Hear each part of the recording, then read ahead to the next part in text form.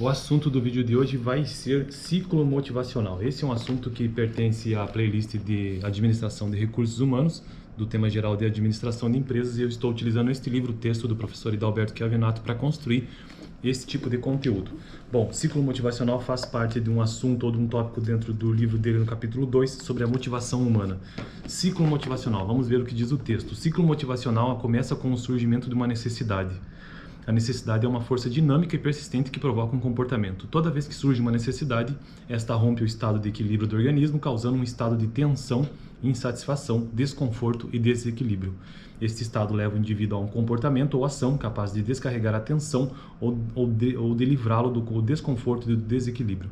Se o comportamento for eficaz, o indivíduo encontrará a satisfação da necessidade e, portanto, a descarga da tensão provocada por ela. Satisfeita a necessidade, o organismo volta ao estado de equilíbrio anterior e à sua forma de ajustamento ao ambiente. O ciclo motivacional pode ser entendido a partir de um esquema. E qual que é esse esquema que eu vou descrever aqui? Equilíbrio interno, que por sua vez gera estímulo ou incentivo, necessidade, tensão, comportamento e satisfação. E aí isso volta ao início, né? Satisfação ao equilíbrio interno, estímulo ou incentivo, necessidade, tensão, comportamento ou ação e satisfação. Isso tudo como etapas do ciclo motivacional, envolvendo a satisfação e a necessidade. No ciclo motivacional, No ciclo motivacional, a necessidade é satisfeita. À medida que o ciclo se repete com a aprendizagem, a repetição, o reforço, os comportamentos tornam-se gradativamente mais eficazes na satisfação de certas necessidades. Uma vez satisfeita a necessidade, deixa de ser motivadora de comportamento, já que não causa tensão ou desconforto. No ciclo motivacional, contudo, a necessidade nem sempre pode ser satisfeita. Ela pode ser frustrada ou ainda pode ser compensada, ou seja, transferida para outro objeto, pessoa ou situação.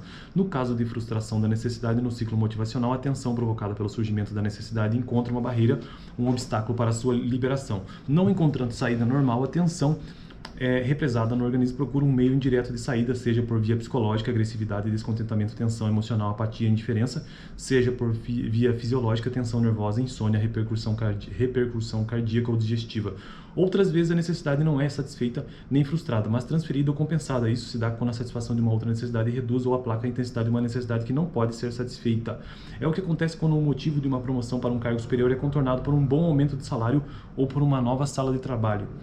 Ciclo motivacional com frustração e recompensa. Como é que fica então isso num diagrama que ele coloca aqui no livro? Você tem o equilíbrio interno, estímulo ou incentivo, como eu já falei, né? Necessidade e tensão.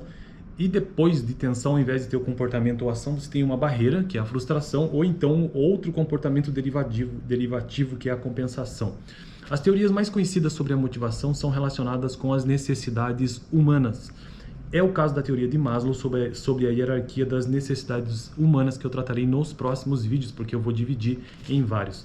Beleza? Eu fico por aqui. Dá uma olhada no vídeo anterior, onde eu tratei sobre a motivação humana, ou melhor, sobre as 3 premissas que explicam o comportamento humano. Valeu!